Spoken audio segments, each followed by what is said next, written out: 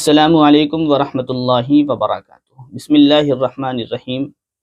میرے محترم دوستوں، جیسا کہ پچھلے بیان میں ہم نے آپ کے سامنے یہ بات رکھی تھی کہ اپنی زندگی کو بہتر سے بہتر بنانے کی کوشش کریں تاکہ اللہ ہمارے لیے کامیابی اور ترقی کے دروازے کھولتا چلا جائے، ہم کامیابی کے دروازے تک پہنچ جائیں۔ اور میں نے یہ بھی کہا تھا کہ دوسرے بیان میں ہم رمضان المبارک کے بارے میں آپ کو بتائیں۔ دیکھیے، رمضان کا مہینہ بابرکت مہینہ ہوتا ہے، اور رمضان میں سب سے بڑا عمل روزے کا ہوتا ہے۔ روزے داروں سے اللہ بے انتہا خوش ہوتے ہیں، بہت خوش ہوتے ہیں، اور روزے داروں کی دعاؤں کو اللہ فوراً قبول فرماتے ہیں، کیونکہ ان کی ایک قربانی ہے کہ اللہ کی رضا کے لیے وہ روزہ رکھتے ہیں۔ پانی سامنے ہوتا ہے لیکن پیتے نہیں ہیں، کھانا سامنے ہوتا ہے لیکن کھاتے نہیں ہیں۔ کیوں؟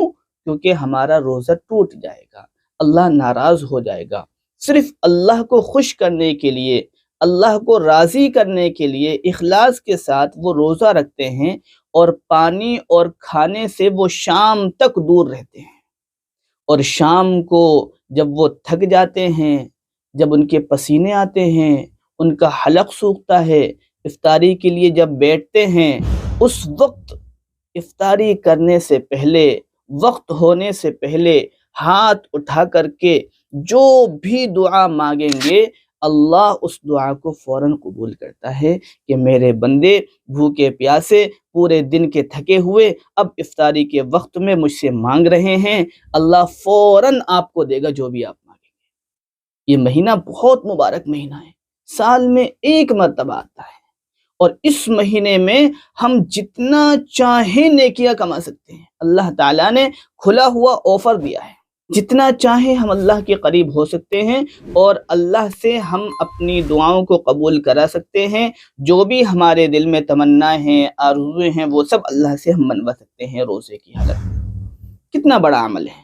لیکن یاد رکھیں، جو اس مبارک مہینے کے اندر روزہ چھوڑ دے، فرض روزہ جو فرض ہے، جس کا چھوڑنا گناہ ہے، وہ روزہ چھوڑ دے، ایسی حالت میں ہمارا کیا ہوگا؟ غور کریں اس بات پر۔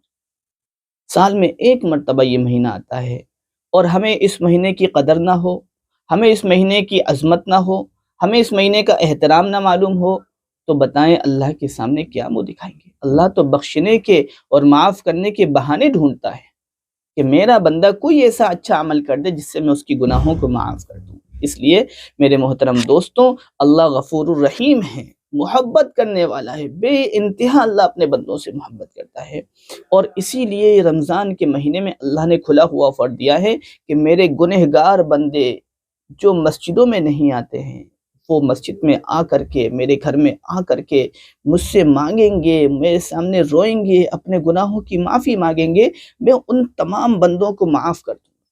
اللہ ہر چیز پر قادر ہے۔ اس لیے میرے محترم دوستوں، سب سے پہلے روزے کا اہتمام کریے گا۔ آپ سے میری مؤدبانہ درخواست ہے کہ روزہ ایک بھی مت چھوڑیے گا۔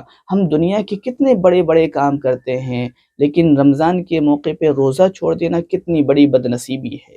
اس لیے کبھی روزہ نہ چھوڑیں، پورے مہینے روزے کا اہتمام کریں، اور خوب اللہ سے مانگیں، رو رو کر مانگیں، اپنے بارے میں، اپنے گھر کے بارے میں، پورے امت کے بارے میں۔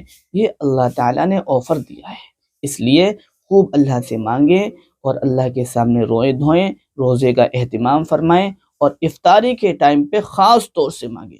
سب سے زیادہ اللہ بندے کے قریب افطاری کے وقت ہوتا ہے، اس لیے جب افطاری آ چکی ہو دسترخوان پر اور آپ بیٹھے ہوئے ہوں، 10 منٹ پہلے اللہ سے خوب دعائیں مانگیں، خوب اللہ کے سامنے روئیں، گڑ گڑائیں، اور پھر اللہ سے اپنے گناہوں کی معافی مانگیں۔ اللہ کی ذات سے قوی امید ہے کہ اللہ تمام خطاؤں کو، گناہوں کو معاف کر دے گا، اور آپ کو بالکل پاک اور صاف بندہ بنا دے گا۔ کریں گے انشاءاللہ۔ اللہ ہم سب کو عمل کی توفیق عطا فرمائے۔